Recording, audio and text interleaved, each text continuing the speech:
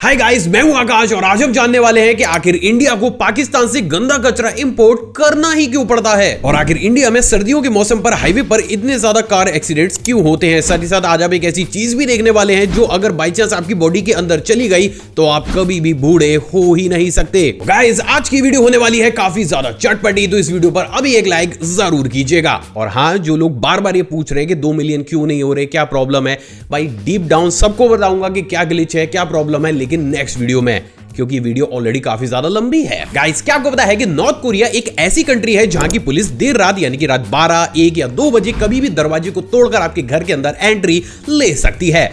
ये दया कहीं north Korea से तो नहीं था। लेकिन कहानी में सबसे बड़ा ट्विस्ट ये है दोस्तों कि पुलिस आपके घर में ये नहीं देखती है कि आप सुरक्षित हैं या फिर नहीं, बल्कि वो हमारे प्यारे लकड़ बग्गा भैया के दर्शन करने आती है। असल में गाइस, आप सभी ये जानते होंगे कि नॉर्थ कोरिया में एक ऐसा रूल है जिसके अकॉर्डिंग आपको आपके घर के अंदर किम जोंग उन की एक तस्वीर को लगाना कंपलसरी है। लेकिन एक बात जो आप नहीं जानते होंगे वो ये है दोस्तों कि इस रूल में एक क्लॉज ये भी कहता है कि अगर उस तस्वीर के ऊपर जरा सी भी डस्ट, गंदगी या कोई भी निशान मौजूद है तो उस केस में पूरी ही फैमिली को उम्र कैद की सजा होगी। और यही वो सबसे बड़ा कारण है जिसके चलते हुए सिर्फ इतनी छोटी सी चीज को ही चेक करने के लिए नॉर्थ कोरिया में एक सेपरेट पुलिस डिपार्टमेंट को भी बनाया गया है। तो इन शॉर्ट, अगर उस तस्वीर पर जरा सी भी मौजूद है धूल तो गाइस समझ लेना यह है आपकी जिंदगी की सबसे बड़ी भूल। तो गाइस, ये वाली इंफॉर्मेशन उन लोगों की आंखों में एक अलग ही लेवल की चमक लेकर आएगी जो कि किसी भी तरीके के नशे करते हैं। क्योंकि आज मैं आपको यह बताने वाला हूं कि एक इंसान जो नशे करता है वो उस इंसान के कंपैरिजन में जो किसी भी तरीके के नशे नहीं करता है ज्यादा लंबा जिंदा क्यों रहता है। असल में साल 1986 में 77,000 हार्वर्ड स्टूडेंट्स के ऊपर एक लॉजिकल स्टडी को कंडक्ट किया गया और इस स्टडी में न्यू इंग्लैंड के जर्नल ऑफ मेडिसिन ने यह पाया कि जो लोग सिर्फ 1 घंटा डेली एक्सरसाइज करते हैं उनकी लाइफ एक्सपेक्टेंसी 2 घंटा बढ़ जाती है। इन शॉर्ट, साधारण शब्दों में, अगर कोई भी एक इंसान किसी भी तरीके का नशा नहीं करता है लेकिन वो एक्सरसाइज भी नहीं करता है तो वो इंसान उस इंसान के कंपैरिजन में जो अलग अलग तरीके के नशे करता है लेकिन डेली 1 घंटा वर्कआउट करता है हमेशा ही कम जीता है। लेकिन अब इसका मतलब ये नहीं है कि आप अलग अलग तरीके के नशे करने में बुर्राटे ही काट दें। कहने का मतलब साफ है कि अगर आप किसी भी तरीके का नशा नहीं करते हैं लेकिन वर्कआउट भी नहीं करते हैं तो ये चीज हमारे लिए ज्यादा बेनिफिशियल नहीं होती। क्योंकि एक्चुअली में अगर आपको अपनी लाइफ और बॉडी को परफेक्ट बनाना है तो उसके लिए आपको सारी चीजें छोड़ने के साथ साथ 1 घंटा डेली एक्सरसाइज करना भी काफी ज्यादा जरूरी है। तो देर किस बात की भाई और बहनों, आज ही जाएं अपने नजदीक की जिम में और वहां मौजूद सारी मशीनों को हिला डालें। गाइस, नॉर्मली अगर कोई भी इंसान ड्रिंक करके अपनी गाड़ी को चलाता है, ट्रैफिक रूल को फॉलो नहीं करता या फिर नो पार्किंग में अपनी गाड़ी को लगा देता है तो उस कंडीशन में ट्रैफिक पुलिस उस गाड़ी को उठाकर ले जाती है, राइट। लेकिन क्या आपको पता है कि इनिशियल स्टेज पर गाड़ी को नहीं बल्कि ड्राइवर को ही पुलिस के द्वारा उठाकर ले जाया जाता था, और वो भी अपराधियों की तरह नहीं बल्कि एक जू के जानवर की तरह। असल में गाइस, साल 1920 में लॉस एंजलिस की पुलिस स्पेशली उन ड्राइवर्स को जो कि ट्रैफिक रूल्स को फॉलो नहीं किया करते थे उन्हें कुछ इस तरीके के व्हीकल्स का इस्तेमाल करते हुए पुलिस स्टेशन ले जाया करती थी। और ऐसा सिर्फ इसलिए था दोस्तों क्योंकि जब भी एक इंसान को इस तरीके के व्हीकल के अंदर बैठाकर पूरे ही शहर में घुमाकर पुलिस स्टेशन ले जाया जाता था तो उस इंसान को ना सिर्फ ट्रैफिक रूल्स की इंपॉर्टेंस समझ में आती थी बल्कि उसको एक अलग ही लेवल की शर्मिंदगी भी हुआ करती थी। और यही वो सबसे बड़ा कारण है जिसके चलते हुए अगर कोई भी इंसान इन तरीके की किसी भी चीजों को किया करता था तो उसे कुछ इस तरीके से एक जू के जानवर की तरह पुलिस स्टेशन तक ले जाया जाता था। गाइस, नॉर्मली एक इंसान जवान बना रहने के लिए डाइटिंग, सर्जरी और घंटों घंटों वर्कआउट भी करता है, लेकिन क्या आपको पता है कि यह काम तो एक तुच्छु सा बैक्टीरिया भी कर सकता है। तो एक्सरसाइज क्यों करनी? दरअसल साल 2009 में वैज्ञानिकों को साइबेरिया की बर्फीली पहाड़ियों के नीचे 35 साल पुराना बैसिलस एफ नाम का एक बैक्टीरिया मिला था। अब हैरानी की बात यह है दोस्तों कि 35 लाख साल के बाद ना सिर्फ वो बैक्टीरिया जिंदा था बल्कि कतई अनिल कपूर की तरह सदाबहार जवान भी था। जिसके बाद जब वैज्ञानिकों ने उस बैक्टीरिया को चूहे के अंदर इंसर्ट किया तो वो चूहा भी अपनी नॉर्मल एज से काफी ज्यादा लंबे समय तक जिंदा रहा, जिसे देख रशिया की एक वैज्ञानिक एनाटोली ब्रूचकोव ने उस बैक्टीरिया को अपनी बॉडी के अंदर इंजेक्ट कर लिया। और ये जानकर आपको हैरानी हो जाएगी, लेकिन पिछले 2 सालों में एनाटोली को ना ही किसी भी तरीके की बीमारी हुई है और ना ही कोई भी फ्लू। सिर्फ इतना ही नहीं बल्कि एनाटोली का तो ये भी कहना है कि वो पिछले से ना सिर्फ काफी ज्यादा पावरफुल फील कर रहे हैं बल्कि उनकी मेमोरी भी काफी ज्यादा शार्प हो चुकी है। तो इन शॉर्ट आप भी कह सकते हैं कि इस दुनिया में कुछ ऐसे बैक्टीरियाज भी मौजूद हैं जिसे अगर इंसानी बॉडी के अंदर इंजेक्ट कर दिया जाए तो हमारी लाइफ भी काफी ज्यादा लंबी हो सकती है। वैसे क्या अपनी उम्र को बढ़ाने के लिए आप इन तरीके की चीजों को बॉडी के अंदर इंजेक्ट कराएंगे? आप अपनी राय नीचे कमेंट सेक्शन में अपने आकाश भाई को दीजिएगा जरूर। गाइस, इस खूबसूरत सी रोड को देखिए। क्या इस रोड पर आपको कुछ अटपटा दिखा? नहीं तो डोंट वरी, हम पकड़वा कर आपको अटपटा जरूर दिखाएंगे। और वो अटपटा है इस रूट के ऊपर बने हुए ये अपसाइड डाउन एरोज जो कि लोगों को ये बताते हैं कि एक्चुअली एक्चुअली में सड़क कहां पर मौजूद है। लेकिन टेक्निकली जब एक इंसान सड़क पर खुद चल रहा होता है तो उसे इन एरोस की जरूरत ही क्या है? बात तो सही है।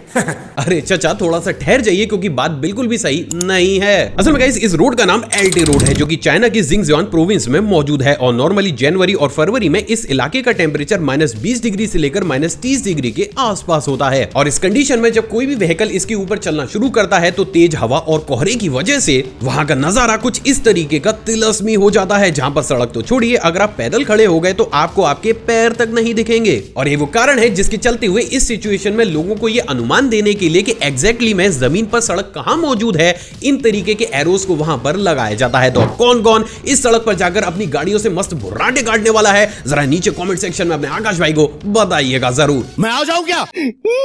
दोस्तों नॉर्मली एक प्लेन को टेक ऑफ कराने के लिए या तो रनवे की जरूरत होती है या फिर थोड़े बहुत प्लेन सरफेस की, राइट। लेकिन क्या आपको बताया कि साल 1950 में यूएसए में एक ऐसी टेक्नोलॉजी को भी डेवलप किया गया था जिसके थ्रू वो अपने फाइटर जेट्स को सिर्फ और सिर्फ एक ट्रक से ही टेक ऑफ करा दिया करते थे। असल में गाइस उस समय इन तरीके के टेक ऑफ के लिए कुछ इस तरीके की एक सेमी लिफ्ट ऑफ मिसाइल का इस्तेमाल किया जाता था जो कि एक सर्टेन स्पीड और हाइट तक उन जेट प्लेन्स को कुछ इस तरीके से कैरी करके हवा में ले जाया करती थी और उसके बाद प्लेन का इंजन मस्त उस प्लेन को हवा में गेड़ियां खिलाया करता था। अब ये सुनने के बाद बहुत से लोगों के दिमाग में ये चीज तो आई होगी कि भाई यूएसए की टेक्नोलॉजी उन्होंने क्या किया और क्या नहीं किया, इससे हमें क्या मतलब। तो गाइस इससे हमें क्या मतलब है ये भी बताता हूं। असल में इस टेक्नोलॉजी के पूरे ही ब्लूप्रिंट को एक इंडियन साइंटिस्ट नागेश्वरम जी के द्वारा बनाकर तैयार किया गया था। लेकिन क्योंकि इसमें हम ताजा आजाद हुए थे और हमारे बेटे से भी हमारे रिलेशन अच्छे खासे नहीं चल रहे थे तो इस पूरी टेक्नोलॉजी को पेटेंट यूएस आर्मी के द्वारा करा लिया गया। अजीब लेकिन सच। गाइस हम सभी ने हिस्ट्री की बुक्स पढ़ी हैं और अगर आपने भी उन बुक्स को डीपली पढ़ा होगा तो आप सभी को ये पता होगा कि आज से कई सौ साल पहले जब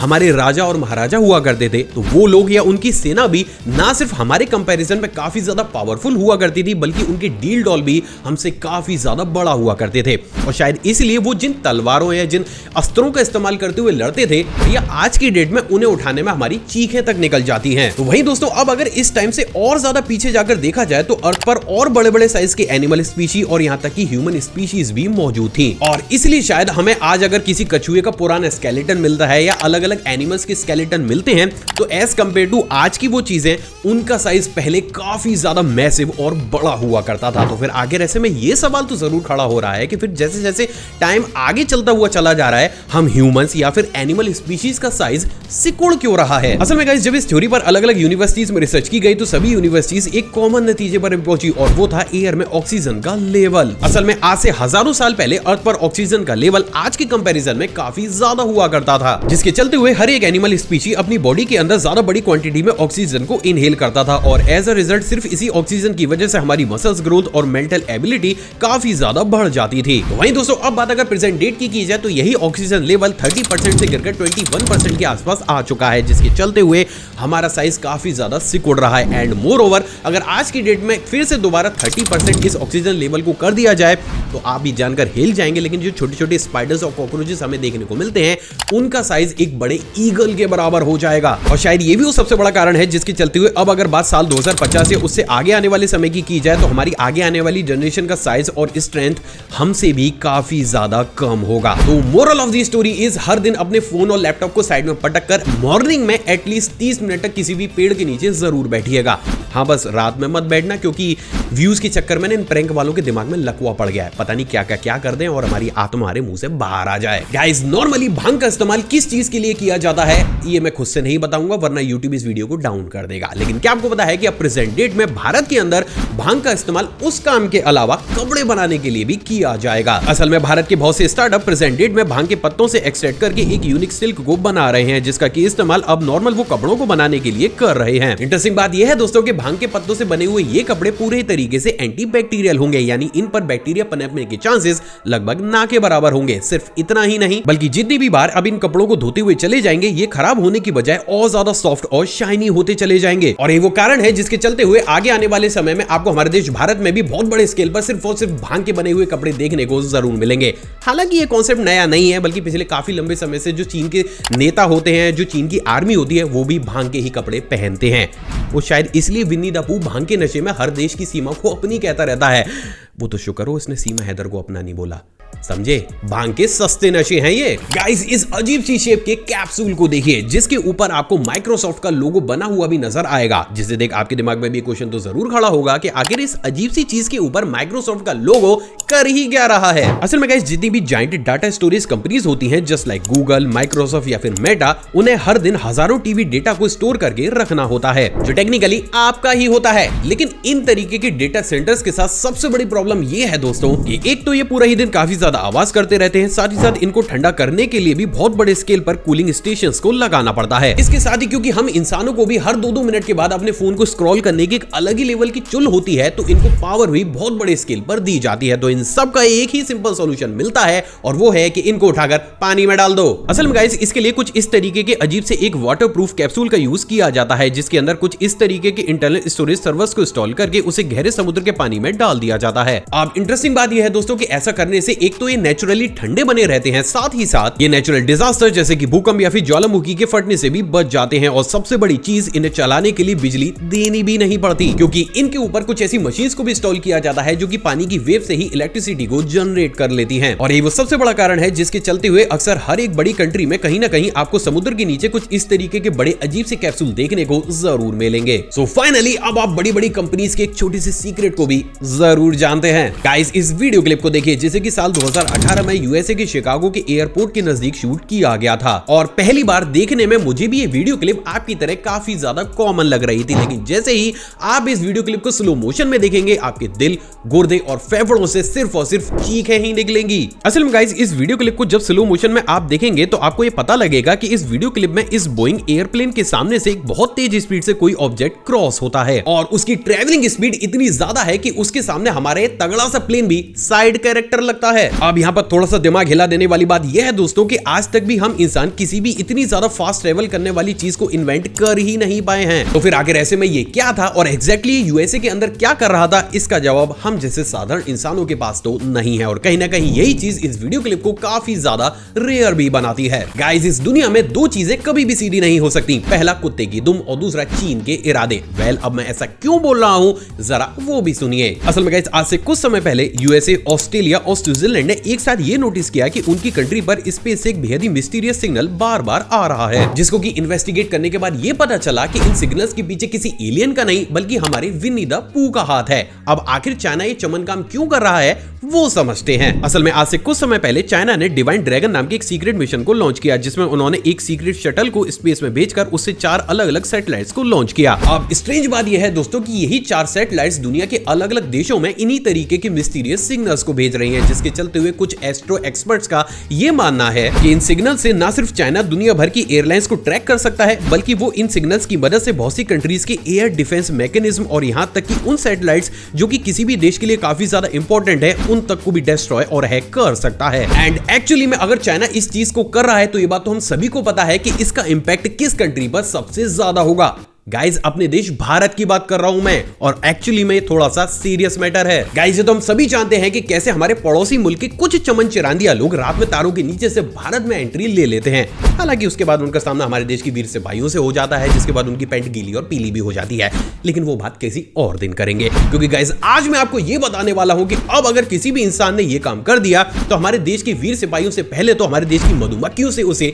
2-2 हाथ करने होंगे। असल में गाइज हमारे देश की सिक्योरिटी को और ज्यादा अच्छा करने के लिए अब भारत की सभी सीमाओं पर मधुमक्खियों को ट्रेन करके उनका पालन किया जा रहा है, जिनका की प्राइमरी काम उन लोगों पर अटैक करने का होगा जो कि चुपचाप हमारे देश भारत में एंट्री लेने की कोशिश करेंगे। अमेजिंग बात यह है दोस्तों कि इस प्रोजेक्ट की शुरुआत भारत और बांग्लादेश की सीमा पर ऑलरेडी की जा चुकी है, और अगर ये प्रोजेक्ट सक्सेसफुल रहा तो इसके बाद किस देश की सीमा पर यह लगाया जाएगा ये शायद मुझे बताने की जरूरत नहीं है। तो गाइस ऐसे नहीं तो सुझवा के, लेकिन हाँ हम हमारे पड़ोसियों को खाते पीते घर का मोटा जरूर दिखाएंगे। गाइस अभी तक तो आपने अनाज, सांपों और यहाँ तक कि बिच्छू की खेती भी जरूर देखी होगी, लेकिन क्या आपको पता है कि पिछले 1 साल में जिस खेती ने हर एक किसान को करोड़पति बनाया है वो किसी और चीज की नहीं बल्कि बर्फ की खेती है। असल में गाइस ये खेती नॉर्मली उन जगहों पर की जाती है जहां का टेम्परेचर -15 डिग्री से भी नीचे पहुंच जाता है। अब क्योंकि इस कंडीशन में ना ही नलों में प्रॉपर तरीके से साफ पानी आ सकता है और ना ही नदियों से उसे कलेक्ट किया जा सकता है, तो उसके चलते हुए जिन किसानों के पास आइस कटर या फिर उसको ट्रांसपोर्ट करने के व्हीकल मौजूद होते हैं वो कुछ इस तरीके से बर्फ की खेती करना शुरू कर देते हैं, जिनका कि इस्तेमाल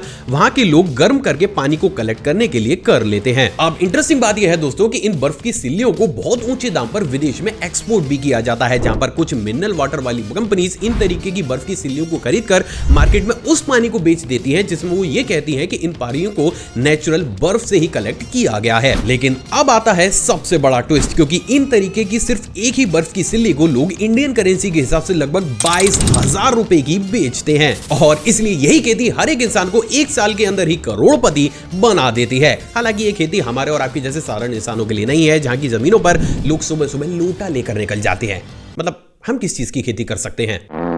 आखिर इंडिया में सर्दियों के मौसम पर हाईवे पर इतने ज्यादा कार एक्सीडेंट्स क्यों होते हैं? असल में गाइस इस चीज को आपने भी नोटिस तो जरूर किया होगा कि जैसे ही एक्सट्रीम वेदर आता है, आपको हर दिन ये न्यूज तो सुनने को जरूर मिलती है कि इंडिया के अलग अलग हाईवेज पर 10, 15 या 20 गाड़ियों का एक्सीडेंट हो चुका है। तो फिर आखिर ऐसे में ये सवाल तो जरूर खड़ा होता है कि जब इतने ज्यादा हाईटेक हैं तो हम ऐसी कौन सी गलती कर रहे हैं जिसकी वजह से ये चीज हमें हमारे देश भारत में देखने को मिलती है? क्योंकि दूसरी तरफ बहुत सी फॉरेन कंट्रीज ऐसी भी मौजूद हैं जहां पर 12 महीने कड़क ठंड पड़ती है, लेकिन वहां पर रोड एक्सीडेंट के चांसेस लगभग ना के बराबर होते हैं। तो फिर आखिर ये क्या है पूरा माजरा? चलिए इसे पूरे ही तरीके से समझने की कोशिश करते हैं। असल में गाइस इसके पीछे कुछ बेसिक रीजंस मौजूद हैं जिनको कि आज मैं पूरा का पूरा कवर करने की कोशिश करूंगा। असल में गाइस बात अगर सबसे पहले रीजन की जाए तो वो है अवेयरनेस। गाइस आप माने या फिर ना माने, लेकिन आज की डेट में भी इंडिया के अंदर 40% कार, बस और ट्रक ड्राइवर्स ड्राइविंग को लेकर ज्यादा अवेयर नहीं होते, और उन्हें अगर सड़क पर ज्यादा तेज कोहरा दिख भी रहा होता है तब भी वो जल्दी पहुंचने के चक्कर में अपनी गाड़ी की स्पीड को स्लो नहीं करते, और ये इंडिया के अंदर